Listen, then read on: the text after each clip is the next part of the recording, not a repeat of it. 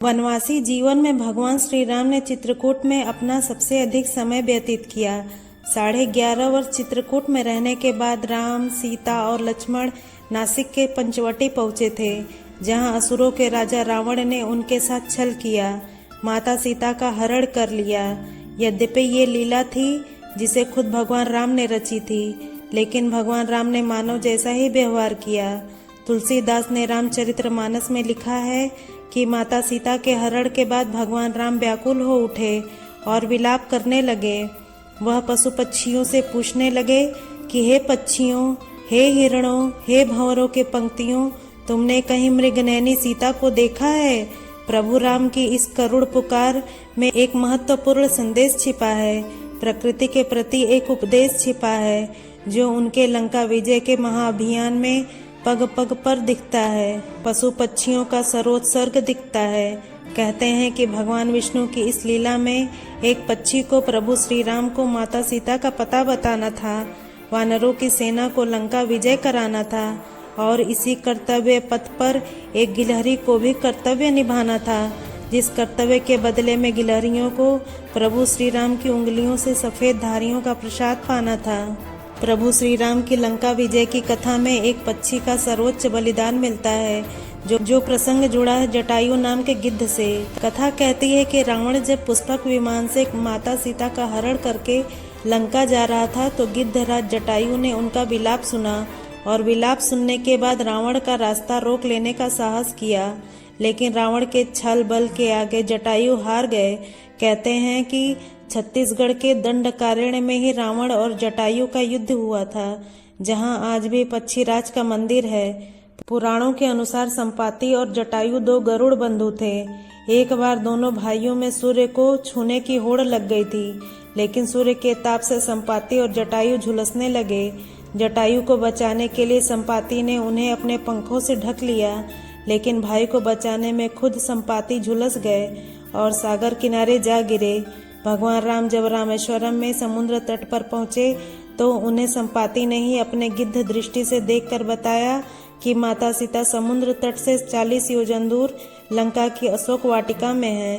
लेकिन इससे पहले खग मृग से रास्ता पूछते पूछते जब भगवान राम आज के कर्नाटक के लेपाक्षी पहुंचे, तो उन्हें जटायु ने सारी कथा कह सुनाई थी। जटायु ने अन्याय पर न्याय के विजय के इस पथ पर सबसे पहले बलिदान दिया। पुराणों में कहा गया है कि भगवान राम ने जटायु का कर्नाटक के लेपाक्षी में ही अंतिम संस्कार किया था और फिर इसके बाद लंका विजय अभियान में लगभग 100% बेजुबानों ने ही साथ दिया। कथा कहती है कि भगवान राम जब लंका की तरफ आगे बढ़े, तो उन्हें भगवान हनुमान मिले।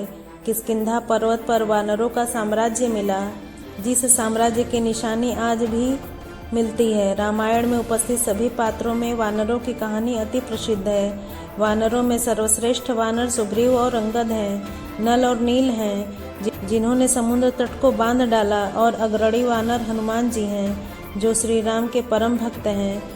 कथा कहती है कि भगवान श्री राम की इसी वानर सेना में शामिल थे ऋक्षराज जामवंत, जिन्होंने लंका विजय में पग पग पर प्रभु राम का साथ दिया और लंका विजय में पूरी चतुराई दिखाई। पौराणिक मान्यता है कि बेजुबानों की इसी सेना की एक इकाई बनना चाहती थी एक नन्ही भारतीय गिलहरी, जिसकी कथा रामेश्वरम की पौराणिक राम सेतु से जुड़ी है, जिस सेतु के तैयार हुए बिना लंका विजय आसान नहीं था। कथा कहती है कि राम सेतु के निर्माण में समुद्र आड़े आ गया।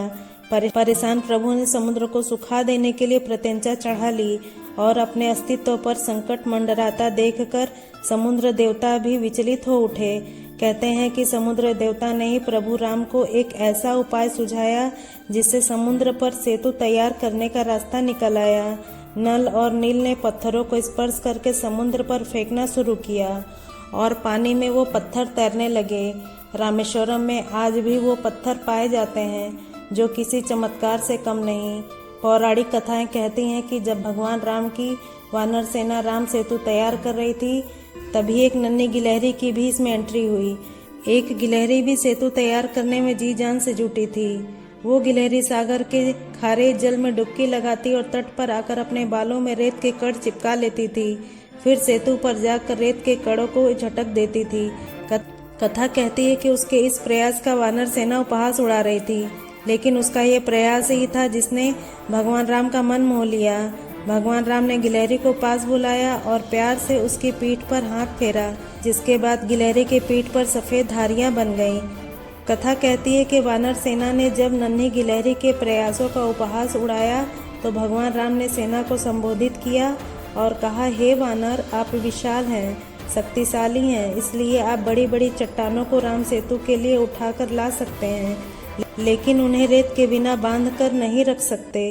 इसलिए रेत के ये कण राम सेतु को संपूर्ण बनाते हैं। याद रखें, अगर आप कुछ बड़ा करना चाहते हैं तो छोटे छोटे प्रयासों को महत्वहीन ठहराने का प्रयास ना करें। अगर आप एक टीम में काम कर रहे हैं तो हर छोटे से छोटे प्रयासों को रेखांकित करना होगा, उस प्रयासों को प्रोत्साहित करना होगा। तो क्या वाकई भारत की धारीदार गिलहरियों की धारी में कोई राज छिपा है? क्या वाकई गिलहरियों की धारी में प्रभु राम का चमत्कार छिपा है? तो क्या गिलहरी की पीठ पर दिखने वाली ये 3 धारियां प्रभु राम का ही एक चमत्कार है, जो चमत्कार सागर परवने सेतु में दिखता है, जिस सेतु में आज भी अवशेष नजर आते हैं।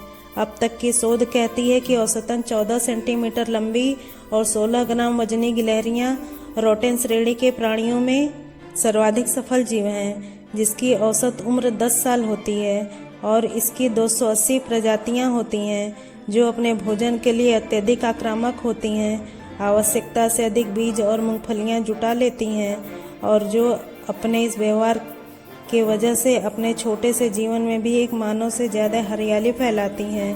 शोध यह भी कहती है कि 3 धारियों वाली गिलहरी सिर्फ भारत और श्रीलंका में ही पाई जाती है और यही धारियां भारतीय गिलहरियों को रामायण काल से जोड़ती है, रामेश्वरम और राम सेतु की कथा से जोड़ती है, प्रभु श्री राम के प्रिय भक्तों से जोड़ती है, जो मर्यादा पुरुषोत्तम का सत्य है, ईश्वर का राजधर्म है, जिस ईश्वर ने कमजोरों को एक सूत्र में बांधा, व्यवस्था से ठुकराए हुए लोगों की जो गारंटी बनी, प्राणियों में आत्मगौरव लौटाया, स्फूर्ति और ऊर्जा के स्रोत बने, वहीं पौराणिक सत्य है, गिलहरियों पर दिखने वाली श्वेत रेखाओं में अंकित है, जो गिलहरियों को पवित्र बनाती है, प्रभु का परम भक्त बनाती है।